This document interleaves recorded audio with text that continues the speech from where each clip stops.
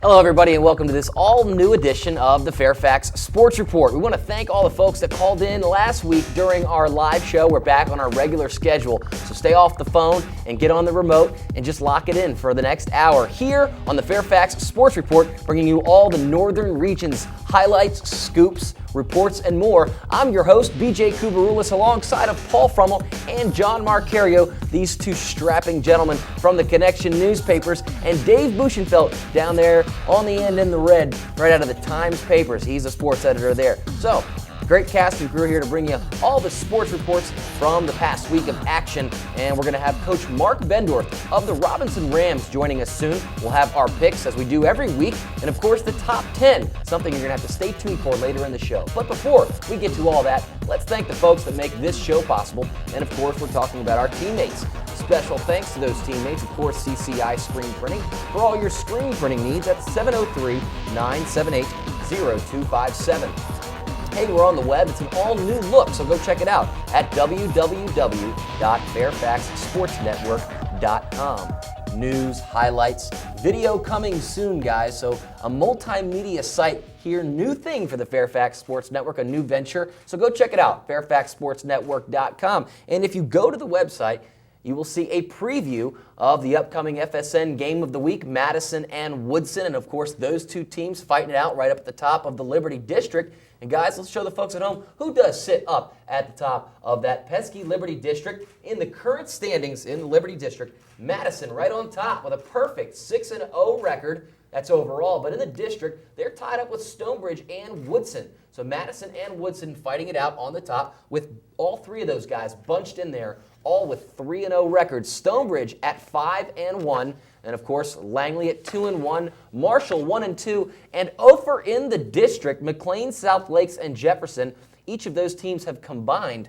3 teams have combined for 3 wins, guys. Bit of a struggle for those teams, but some talent around in those teams. And of course, when you talk about talent in the Liberty District, you talk about one of the best games. That's, of course, Madison-Langley was an incredible game. It was a low-scoring affair, a lot of offense, just not a whole lot of scoring, guys. Let's go to the numbers and show the folks at home just who did what in this great matchup. But, of course, when you think of Madison, you think of Langley, Paul, you think of power running game. So, of course, let's show the folks at home who did what in the running game. Well, Langley running back Derek Eklund carried 11 times for 65 yards. That's 5.9 yards per carry. David Helmer for Langley, 10 carries, 74 yards. He got himself a touchdown, 7.4 yards per carry. Tucker Barstow, the great Madison running back, ran 14 times for 116 yards and a touchdown. That's at 8.2 yards per carry. And Brendan Gidley at Madison, 14 carries, 70 yards, and a touchdown. Between those 4 running backs, a lot of ball carries. And if you want to see that game, go to the website, fairfaxsportsnetwork.com. It'll show you exactly when the air times are, but you really don't need to when you have us to tell you all about it, of course. All right, a low-scoring affair, 17-14. Madison squeaks one out over what has been kind of a Liberty District rival. Madison's really owned the series over the years, guys, but Langley's a team that we weren't sure about in the beginning of this season. Jumping in and out of the rankings, kind of there at the bottom, weren't sure what to do with them. And they go and they put up a big fight against Madison, just lose by 3. And their power running game, Josh Siegel last year, 20 touchdowns. He's gone. Who's stepping right in for him? Derek Eklund, 65 yards on 11 carries, just about 5.9 yards a carry. And David Helmer, he's a really interesting kid. Dave, and I know you know this about him, he's a wrestler, as you are a wrestling aficionado like myself. He's a wrestler, and he won a Northern Region title, a young guy over there at Langley. Tell us a little bit more about David Helmer and what he's been able to do for the Langley Saxons. He's been a big surprise, actually. Obviously, we know him as a wrestler, but as you saw, he had 74 yards and a touchdown, really key in the running game for those guys. They had a good performance against Madison, but Madison's really the cream of the crop in the Liberty District. So. And they are rising in our rankings every week. And, Paul, you got a chance to catch up with a chipper Gordon Live. And, you know, it's a good things in Vienna when Gordon Live is smiling, happy, and not as intimidating as he usually is. What did Gordon have to say for himself in the Warhawks? As you know, obviously, when you're 6-0, coach is going to be happy. He talked about how at the beginning of the season, the running game, the offensive line, the defensive line, he didn't know what to expect. That was what he was so scared about, is he didn't know what he had. 6 games through, he knows what he has. He has a powerful running game with Tucker Barstow and a great offensive, a bunch of passers too. I mean, obviously, great quarterback. Here's a funny little thing about the Warhawks roster. They have no wide receivers listed on their roster. He just uses anybody he can. Obviously, Tucker Barstow, I believe, had about 60 yards receiving against Langley. So Live will definitely do whatever he needs to do to get Tucker Barstow the ball. All right, and over the years, Gordon's often been pressured to throw the ball a little bit more. Kevin Healy, who was the quarterback at Madison last year, is now the starting quarterback at George Mason University's club team, which, okay, it's a club team, but it's pretty good level of college football as well, and he can really throw the ball. And last year they did a little bit more of that, and I think Healy's progression in a throwing offense, I won't call it that ever again because Gordon will hurt me for that, but it's a power running game, and they'll never get too far away from that as long as he's the coach. But I think he's opened it up a little bit with the pass a bit more. Of course, the turf over there makes things now a little bit easier to do that. So did you get a chance to talk to him, Paul, about changing the offense up, or what were his thoughts about, you mentioned no wide receivers, but they do use Harry Keys, a tight end, and so they are working some more receivers into the mix. Well, it does help. You have Harry Keys and Ed Radford as your tight ends, 2 amazing tight ends, and they act as wide receivers. They have the speed of wide receivers, but they also have the strength of a blocking tight end. So again, unexpected. It allowed Live to change things up a little bit, try some new stuff, and it's really worked out for the Warhawks.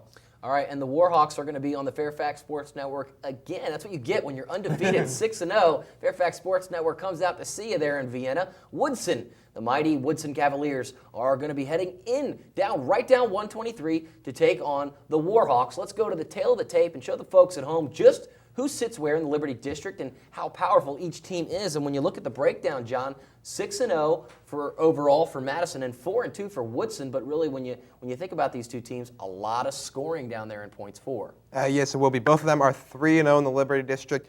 Both rank first or tied for first points for. Both of them 193 for Madison, 185 for Woodson. They don't allow many. Madison's allowing 64 total for the season. Woodson 90 total.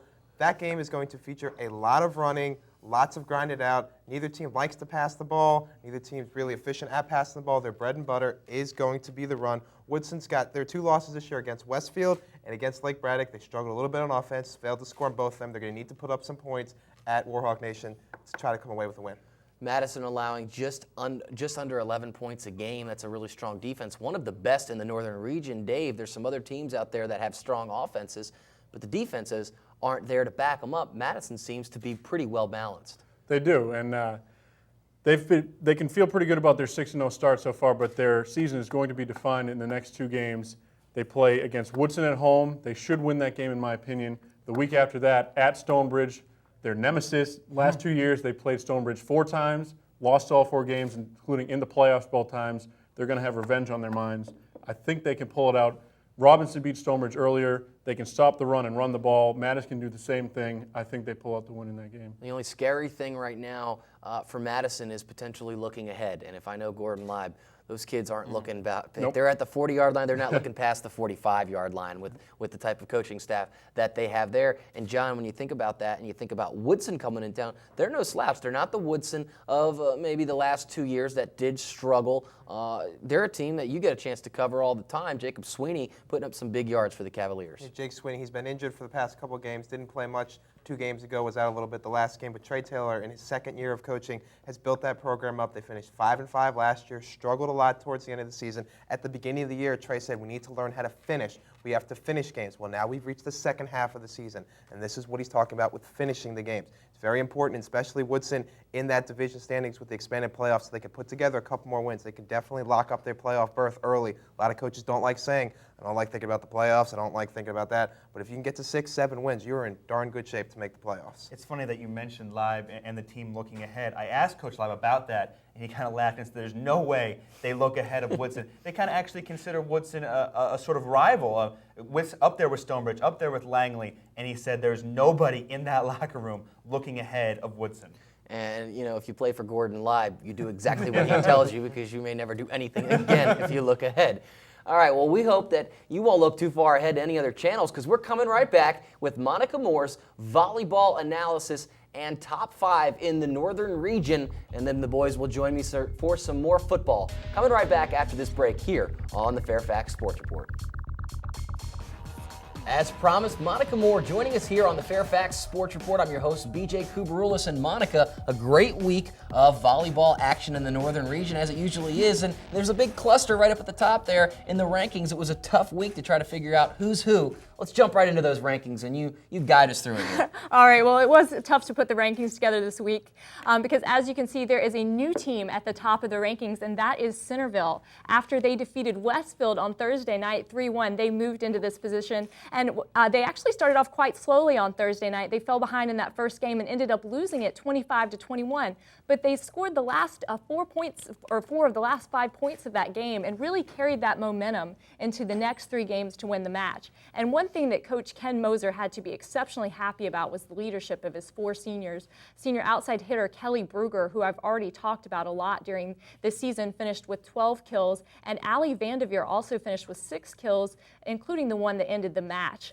Also, I can't forget senior setter Allison Hunt, who finished the game with 34 assists, and libero Jackie Moot, who finished up with 29 digs. And so they really came up strong for their team, and the seniors are carrying them through. But one thing that Coach Moser pointed out after the game is how deep he is. In fact, how deep the team is. And in fact, this is the deepest team that they have ever had at Centerville. And so it's going to be exciting to see how they progress throughout the remainder of the season. Now, second on the list is Langley, and they have really rebounded after their loss to Westfield last week. And this week they came up with 2 wins, including ones against Madison and Thomas Jefferson. Now, with that loss to Centerville, Westfield has moved to the number 3 position. But after the game, Coach Jim Bohr talked about what a really important match it was for his young team. They got a lot of experience, and he used it as an opportunity to experiment with some new lineups and to get all 15 of the girls into the game. And so that's also going to be important to them as they finish out the season. Fourth on the list is still Herndon with their record of 12-2. And actually last night, some of the members of the volleyball team took a break from volleyball to participate in the school's Powder Puff football game, but it's back to business for them tonight with their match against Fairfax. And finally, fifth on the list is Chantilly. They also have rebounded with another win this week against Washington and Lee, and now they are at 8-1. And BJ, as you mentioned last week, each week I get the opportunity to catch up with one of the Northern Region volleyball stars. And this week I caught up with Kate Comey from McLean. Kate Comey of McLean. You can check out Monica's report, and having talked to her, you got a chance to ask her a bunch of questions. Kate Comey is a setter over at McLean. McLean not ranked, a team that has struggled in years past, but they're surging back up, Monica, and they're doing some damage in the Liberty District. Absolutely. Behind her leadership, they have really come on strong this year. And she got a really exciting opportunity this summer. She got to play volleyball with the People to People Sports Ambassador Program over in Austria and to compete against teams from Austria and Italy and China. And that experience is really being shown in her game this year. She's generating some impressive statistics. She's got over 313 assists this season and 33 aces. And so you can check out that interview. And interestingly enough, she has a match tonight against Terry Dua in Edison, who is the subject of last week's Q&A. And you see from Traveling Abroad, this is part of an excerpt from Monica's interview with Kate Comey. It was girls from all over the country, she said, and we played in a tournament against other countries. Austria was there, Italy, England, China.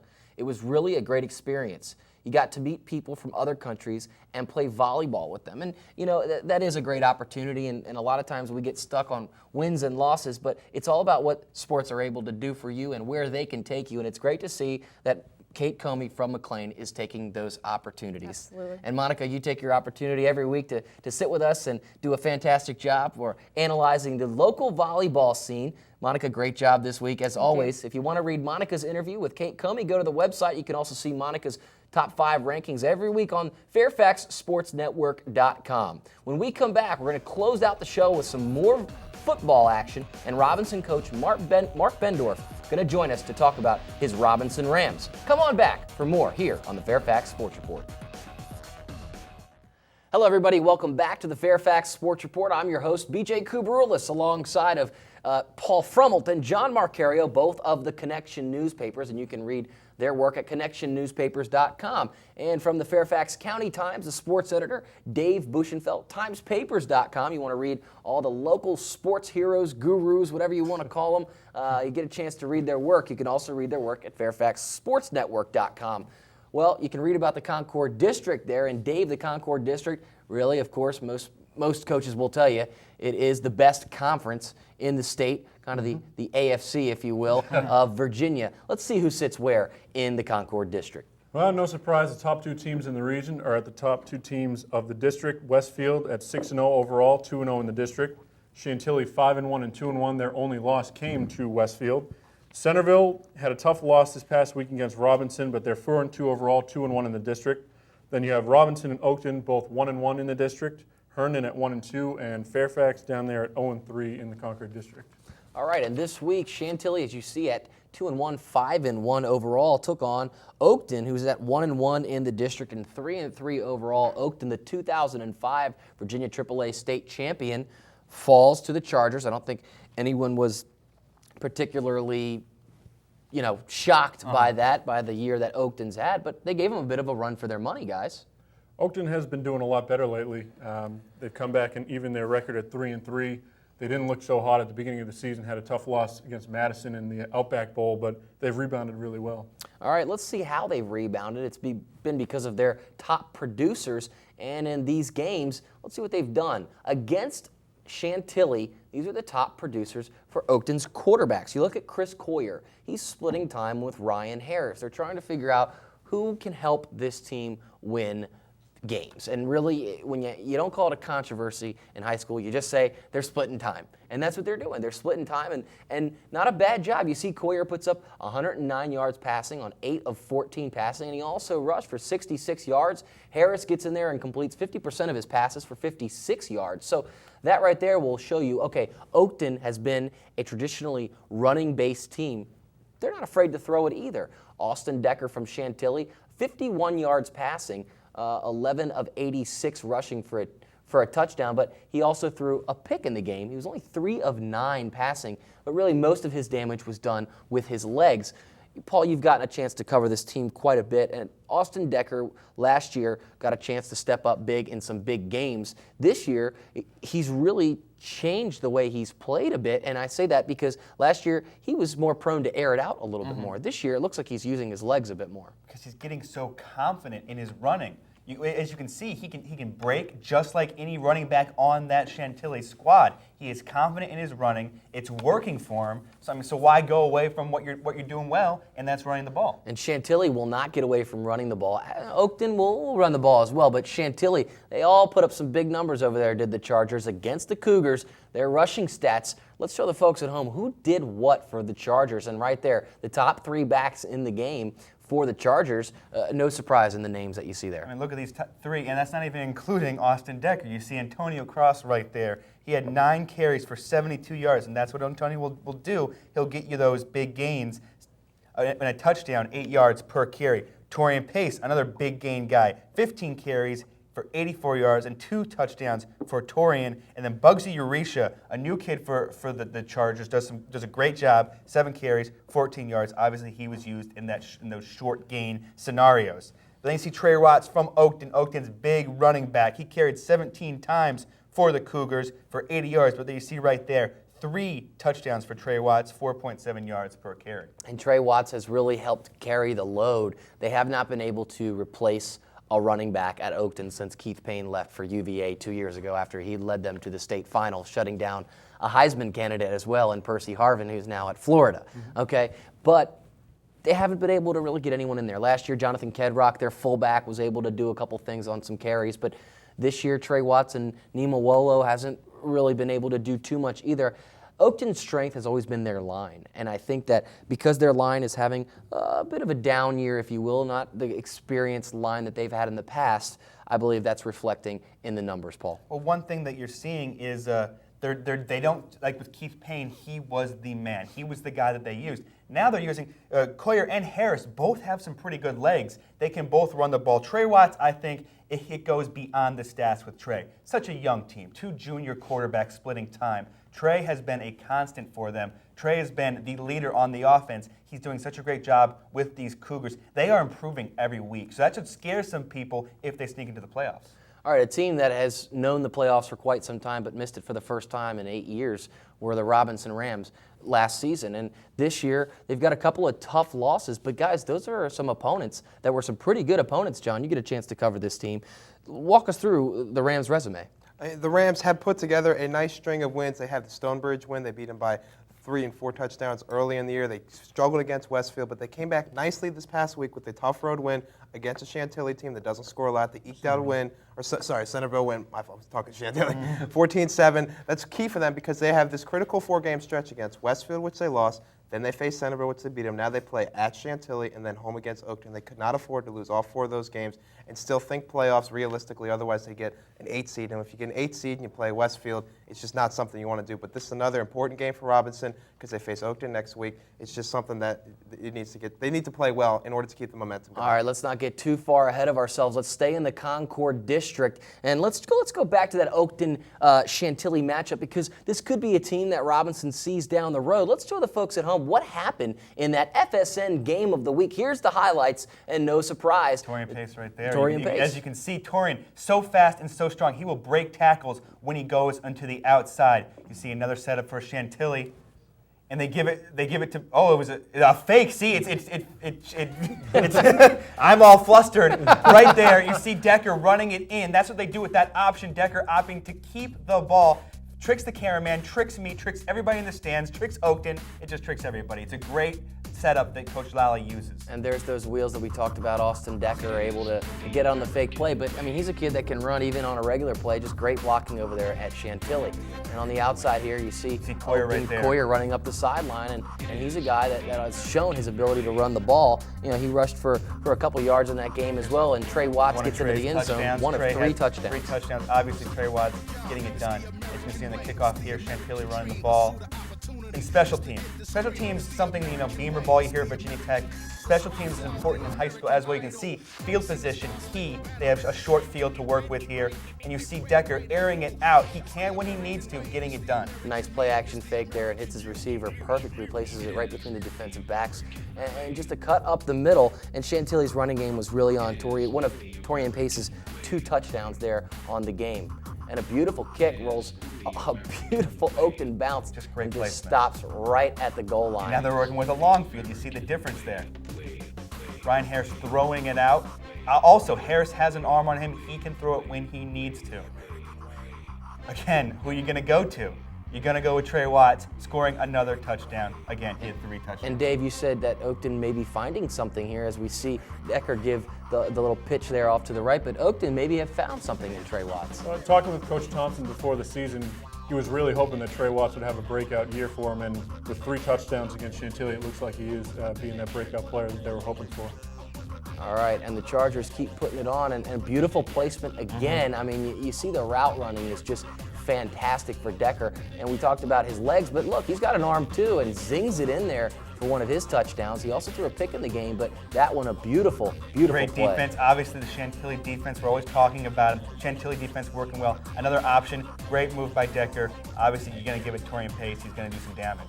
Torian Pace has been doing that this year for the Chargers. Another little fake, and Decker showing his ability. It's just decisions. He's making the right decisions, and that's what's key for a quarterback in the option offense. See Bugsy Arisha losing some yards there. Decker now rolling to his left, surveying the field, and he's just got all day to throw some great coverage. That's his one pick-off there by the Cougars, that one in the end zone. Looked like he tried to force it. And, you know, the Cougars fought hard in this game. This was not a game that I think Chantilly expected against an Oakton team that has struggled this year, but Oakton shows their moxie. There's meat right there. Cross busting through. He is hard to bring down, obviously. Antonio Cross, huge player for them. And you can see Oakton really was fighting. You can see here getting a key stop there. They're fighting in this game. There's no give in Joe Thompson's team, and that is key. Thompson's been a coach in this area for quite a long time, and you know, I believe that these Oakton Cougars will be a different team by the end of the year as you see Trey Watts get his third touchdown flashiest one on by the day. far. I mean, you know, he's a hard runner. You can compare him to Kedrock from last year, who just put his head down and hit the hole hard. But Watts not trying to do anything flashy, though. Great Dorian block. Pace here. I mean, this kid can just do it all. Great block as well. All right. Well, we want to get to the phone because we've got Coach Mark Bendorf standing by for the Robinson Rams. Coach, are you there? Yes, I'm here. Coach, thanks for joining us. We appreciate you coming on with us. You guys obviously coming off a big win. Your team, you know, had a great win at the beginning of the year after the Stonebridge game where everyone was talking about Robinson. But the West Springfield thing was kind of an enigma. But you talked about your secondary learning on the job this year. Was that more telling about your secondary and now having beaten Centerville? Is that telling how much they've actually come along this year? Well, I think it's not just our secondary. You know, I think from a defensive standpoint, we really only returned 3 defensive linemen. And, you know, we knew that it was going to be a work in progress. And I think that's what you're seeing. But we've been playing pretty solid defensively. As of late, offensively, I'd like to see a little bit more production, actually. The Rams defense allowing only 2 first downs to Centerville and just over 100 yards of total offense. Obviously, it was a big defensive battle, Coach, with that tough Centerville defense. What did you do during the week to prepare for the Centerville defense that had allowed only 3 points the previous 3 games? Well, as you said, we knew coming in that they were extremely stout defensively. I think they had only given up 1 offensive touchdown, which was against West Potomac. At least that was my understanding. And with Mike Skinner back over concentrating kind of on the defensive side of the ball, you know, we knew they'd be extremely well prepared. They're very athletic. They stay on their feet well. They diagnose well. And we knew the yards were going to be hard to come by. They were. We ended up getting 2 touchdowns through the air. That's one thing I wanted to mention on that last drive, the game-winning drive, the poise of Timmy Meyer. He had made 3 great passes, 1 for the touchdown to get the go-ahead score. Talk a little bit about Timmy, and you mentioned to me after the game that he's been used to those game-winning drives. Well, you know, the thing is, last year as a sophomore, we were in a 2-minute situation at the end of our Chantilly game, which was a 27-20 game or something close to that. We were in a 2-minute situation against Westfield week 10, which was a 12-7 game.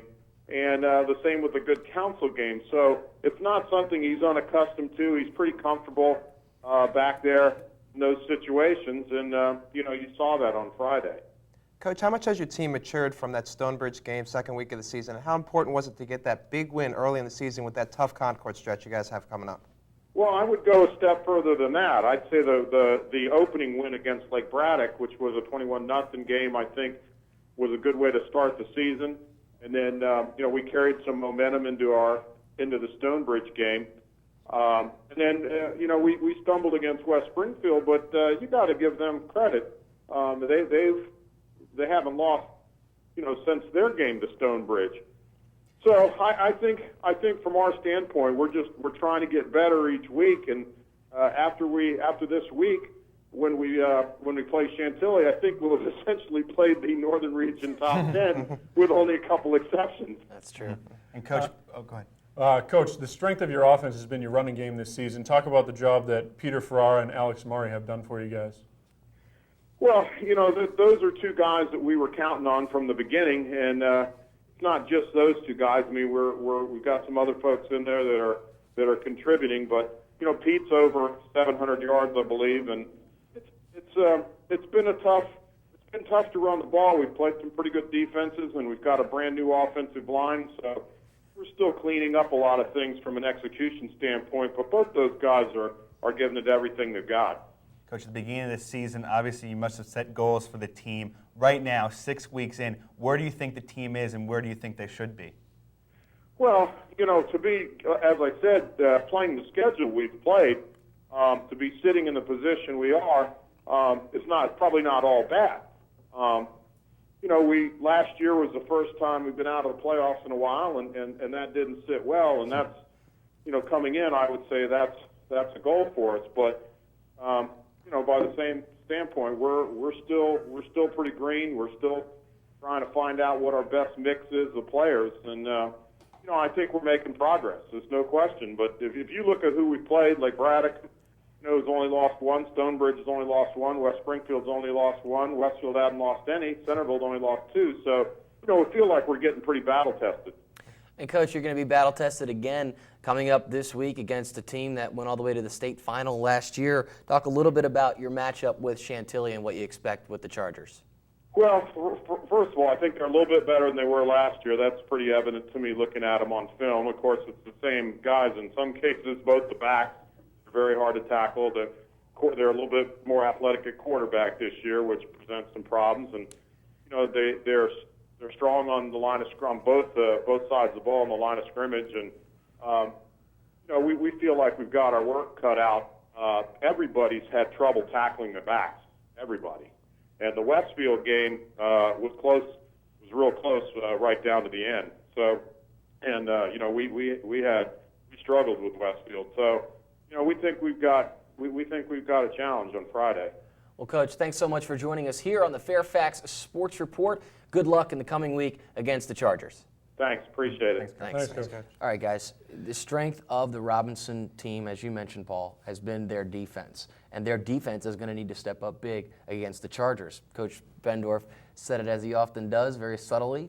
They got a challenge ahead of them. I think that's a bit of an understatement. Well, they must be feeling like a reeling boxer by now. You got Westfield, you go to Centerville, then you got Chantilly. At the end of the Centerville game, Coach Bendorf said, that's a 4-1 team, now a 4-2 team in the Concord District. We'll take them any way we can get them. And you gotta respect that. Is they need to get those wins. Obviously, in the Concord District, wins are so hard to come by. So a win over any Concord team is big. Maybe the only team in the region that has had a tougher schedule so far would be Lee, playing Westfield, Chantilly, Centerville, all those teams. But they've done well for the teams they've been playing. And you got to give them credit. You play the tough teams, and you think about their out-of-region schedule. They played a team from D.C. and Anacostia, which is no slouch over there. Those boys can play some football. So Coach Mark Bendorf over the years has been known to play out of the region, played good counsel, as you heard him mention there as well, and they're a great football team in the D.C. metro area, and that gets those guys, as he mentioned, battle-tested, Dave. We were watching the highlights. Austin Decker can throw it when he needs to. He might need to more often than he has against Robinson because they've got a tough run defense.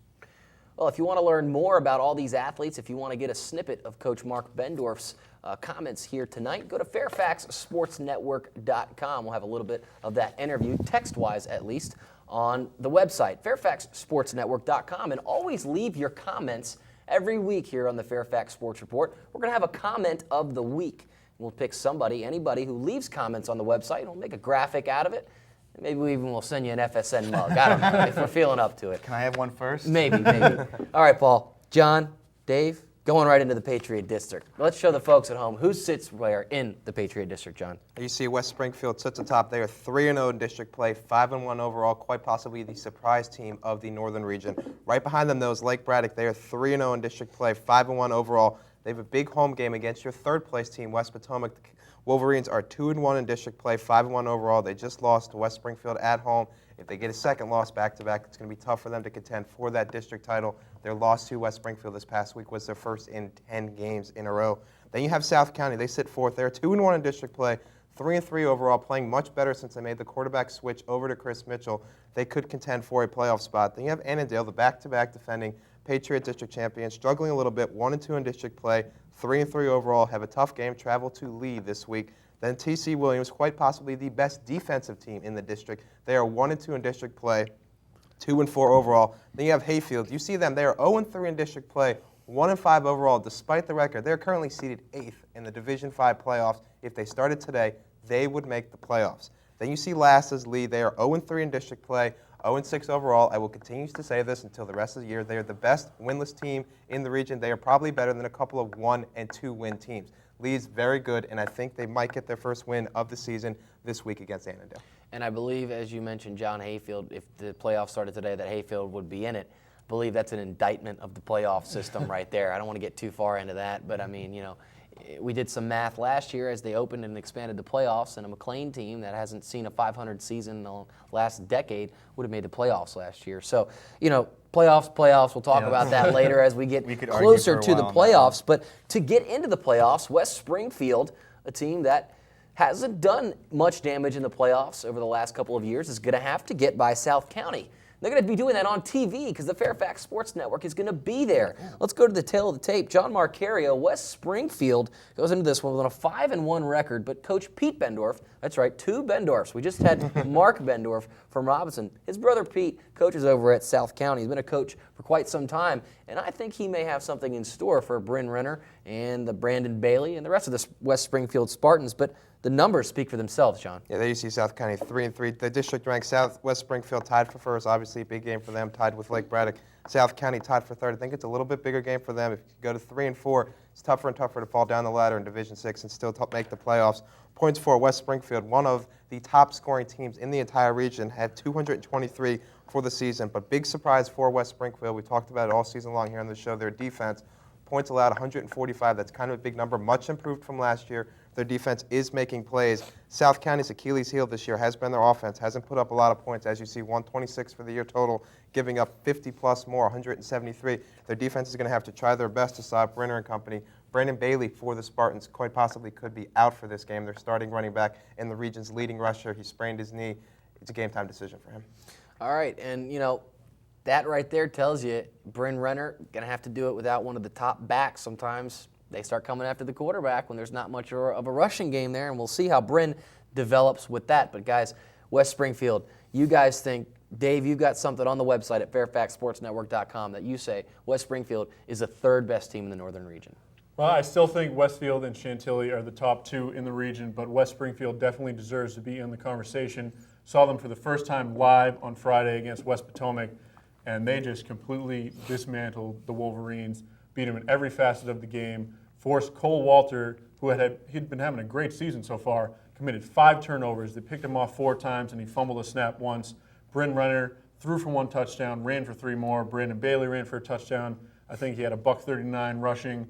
I mean, they just beat them down in every facet of the game. It was a very impressive performance by West Springfield. And John, you think this could be a game that could catapult West Springfield into a postseason run of some kind? I mean, we're in the 6th week of the season. Coaches don't like talking about playoffs. They won't even do it in the 10th week of the season. But it's time maybe to start thinking about that. West Springfield hadn't been there in quite a while. John, you seem to think that they're a strong team with a resume that says they belong. Yeah, the Spartans, they've been kind of 4-6, 5-5, maybe 6-4 for the latter half of this decade, but I think this is going to be the year they make the splash. Unlike Dave, I think they're actually one of the top 2 teams in the region. They have impressive wins over Annandale, Edison, Robinson, and a nice road win against West Potomac. They have an offense that can compete with anybody in the entire region. Their X factor is going to be their defense when they face a tough team in the Northern Region playoffs. Can they continue to step up and create turnovers like they have been all season long? They do have an advantage over any other team in the region, though. In their kicker, Tyler Betancourt, he makes field goals of 50-plus. He kicks the ball through the uprights on kickoffs. Teams are starting at their 20, meaning they're going 80 yards every single time. Sooner or later, unless you're Westfield, that's going to catch up for you. So I really think the Spartans, this is going to be the year that they could make a serious splash in the region. And West Springfield has had some good seasons, but what has often plagued the Spartans has been defense. Defense, they have not, and if you ask Coach Renner about it, he's very open about it. He was on the show talking with us about it, and he says essentially back in the day when he was playing, you took your best athletes, you put them on defense. Nowadays, the change and the shift is going more towards the offense. At least in his philosophy, he's putting the best athletes on the offensive side of the ball. I don't know if West Springfield's defense is going to be a defense that's going to be able to give them the kind of games they've given them so far throughout this season. Can't take anything away from them because they've got a great resume, and they've beaten some great programs. I'd like to see a little bit more out of the Spartans before I start writing them into the playoffs and running away with any sort of trophies. One thing that helps them is the only tough game, in my opinion, they have left is against Lake Braddock in Week 9. They could end up 9-1, not have to face a Westfield or a Chantilly until the semifinals at the earliest in the playoffs. And once you get there, anything can happen. All right, you mentioned Westfield, Chantilly. Chantilly went to the state final last year, but in their last game of the season this year, they're going to have to take on Edison. Edison, of course, plays in the National District, and every single week on this show, Edison is right up at the top of the National District standings. It's no different this week. John Marcario, the Eagles flying high at 3-0. Sorry about that. Edison 3-0 in district play, 5-1 overall, coming off an impressive 36-0 win over Yorktown this past week. Second place is Mount Vernon, 2-1 in district play, 3-3 overall. Third place is Yorktown. They are 2-1 in district play, 3-3 overall. In the current playoff standings, all three of those teams would make it from the national district. Then you see Washington Lee. They are 1-1 in district play, 2-4 overall. Then there's Wakefield, 1-1 in district play, 1-5 overall. Then Stewart and Falls Church are still looking for their first district wins. Right now, Washington Lee and Wakefield are slightly looking outside of the playoff picture. So if you could put together another win or two, they could make it. I was talking to head coach Rob Everett. He fully expects a Division V team to make the playoffs this year with 2, possibly 3 wins. He thinks that's going to be the 8th seeded with 2 or 3 wins. And then we will have a column written on FairfaxSportsNetwork.com by yours truly about the playoff system. All right, let's talk about what is on FairfaxSportsNetwork.com right now. If you go take your mouse and click on that site, you're going to see Kevin Carter. Kevin Carter, the Edison running back, he plays a little football for the Eagles, and he's our athlete of the week this week at the Fairfax Sports Network. John, against Yorktown, it was a 36-0 shutout win for the Eagles. What did Carter do? Carter had 109 yards off of 9 carries, a impressive 12.1 clip. He also scored a touchdown. On the season, Kevin Carter is second on the Eagles in total rushing yards with 395, second in carries with 49, and second in touchdowns with 6. Ben Barber, of course, is first, but that's not too bad to be behind him. Edison, as we said, is 5-1 overall, leads the national district with a 3-0 overall record. With that win against Yorktown, they're probably going to end up winning the national district title and won't really be challenged again until the last game of the regular season against Chantilly, as you mentioned. Well, there's absolutely no probably about it. Edison will win the national district, as they do every single year. I don't think anyone's going to call me Nostradamus here. I mean, this is a team that wins it year in and year out, and if they've already gotten past who has been their toughest opponent over the years, Yorktown, you know what I mean? Especially since Loudon Valley's not in there anymore Not because Loudon saying Valley won a anything, couple but I'm years saying ago. something. You know what I mean? All right, and you're right, John. Now with Loudon Valley out in the Cedar Run, you know what I mean? All right, guys. If you want to leave your comments, go to FairfaxSportsNetwork.com and tell us, do you think Edison will win the national district title? Do you think John's right about West Springfield? Will West Springfield get into the playoffs? Is West Springfield the second best team in the region, as John mentions? Are they better than Chantilly? We all know Westfield's number 1, or are they? Go to FairfaxSportsNetwork.com and tell us what you think. And we're going to tell you what we think about who are the top 10 teams in the northern region. We do it every week here on the Fairfax Sports Report, and really, frankly, it's the only reason you tune in to see who we list as the top 10 teams. Dave Buchenfeld, no surprise, your 2 top teams right at the top.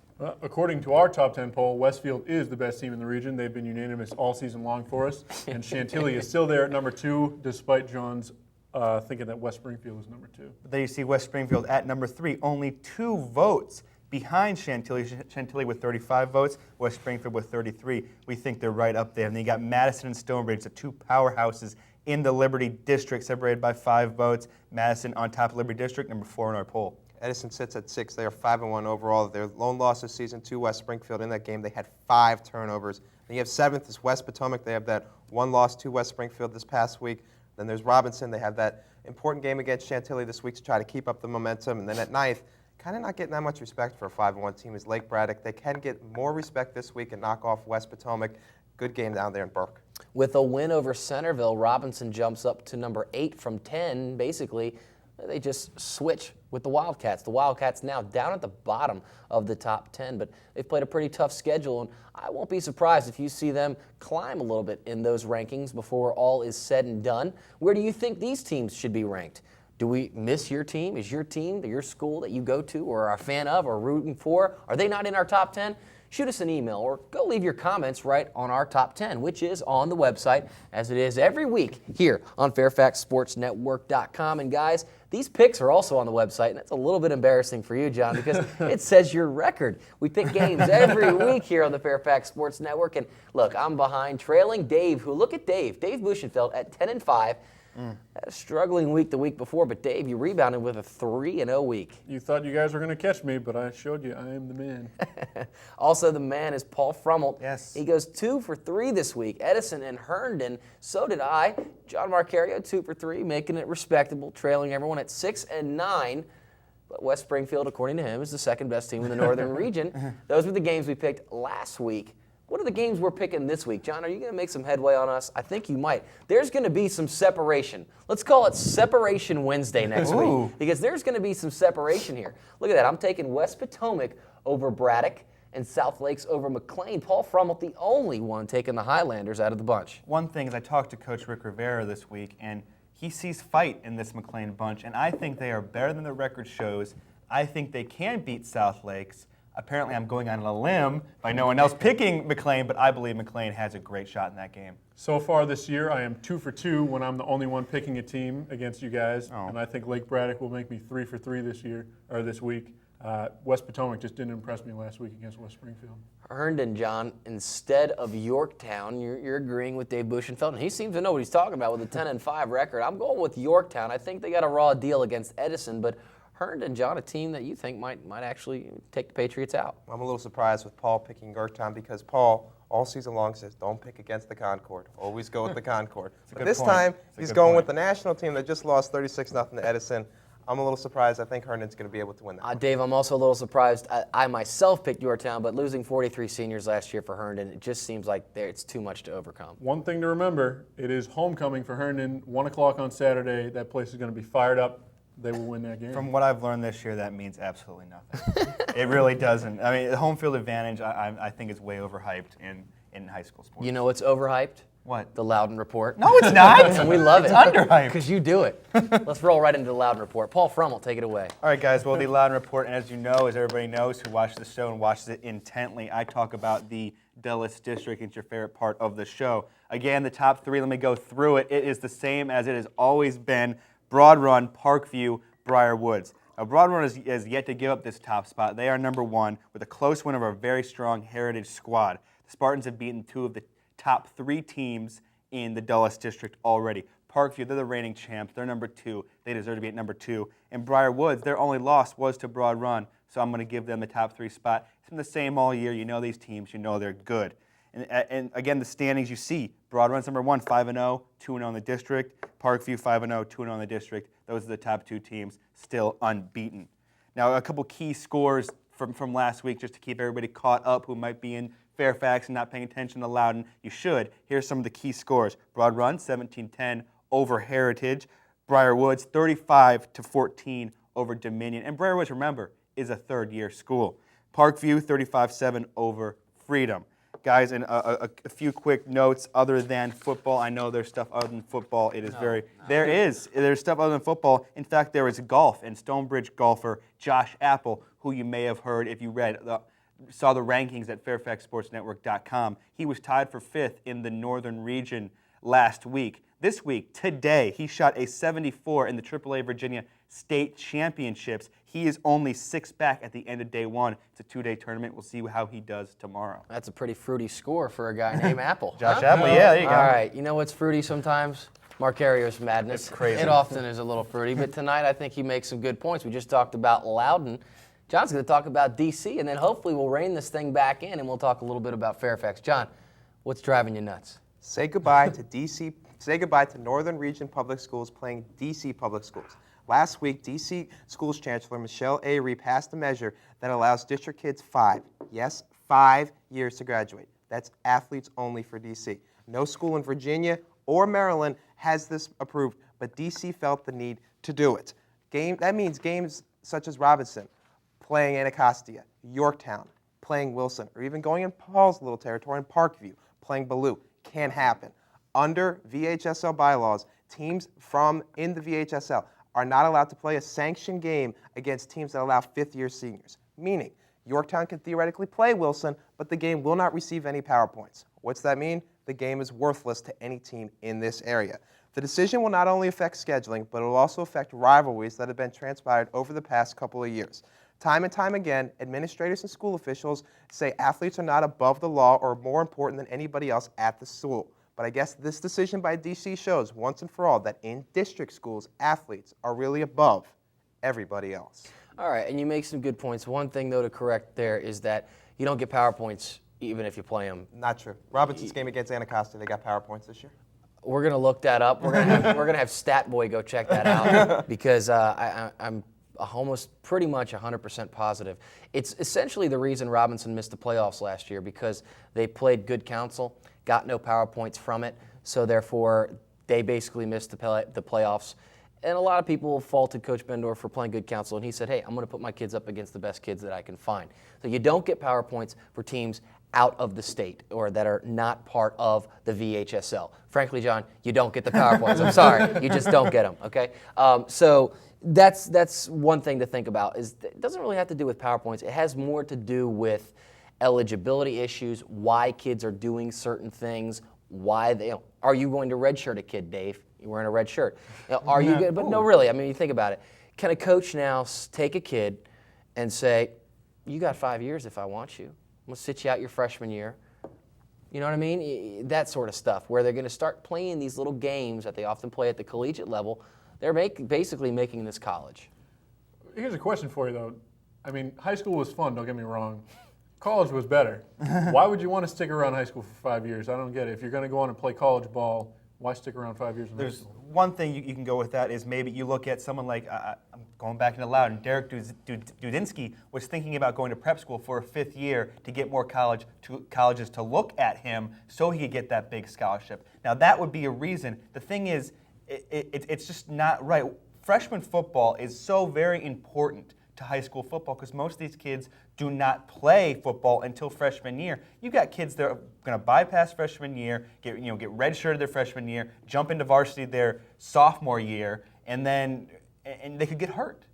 And then you're going to also have the scenario where you're going to be playing against a man. A 19-year-old boy will be sometimes out there against a 14-year-old, which you take the extremes of both. You're taking this big 19-year-old ox lineman against a 14-year-old scrawny kid from a school that doesn't pull from as big of an area and doesn't have the big kids. There's potential to get hurt as well. Now, I'm not saying it's not a good rule in some facets. You may lose a year because of sickness. You may lose a year because you had to take care of someone in your family. You may have just flunked a couple classes. You may have had a rough year. Those are all good and fun, but you shouldn't reward a kid for failing classes to give them more opportunity for doing that. It just doesn't send a good message at an early age, and I think that's something we can most likely all agree on. Then why not take it at a case-by-case basis? Why issue this rule here? Take it at a case-by-case basis and choose each individual case for what you'd rule on. And sometimes politicians and political figures such as Michelle Avery in the D.C. public school system, they paint with a broad stroke because it saves them from a lot of lawsuits. Mm-hmm. And I think that has a little bit to do with this. I don't think it has that much to do with this, but still more to be found out about this rule and how it will affect our teams here in the Northern Region, Virginia High School League. Will Robinson play Anacostia next year?